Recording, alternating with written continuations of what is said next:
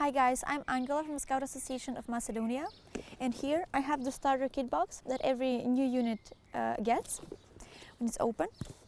So here in the box we can find 7 publications.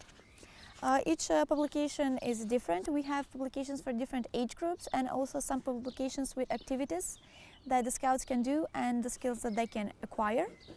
We also have some cards with skills that the Scouts are supposed to acquire. They are at the beginners, advanced and expert level.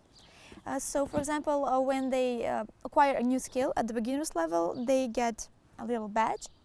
So when they get the next badge when they acquire the skill at the advanced level, so they give back the beginner's badge and get the new one.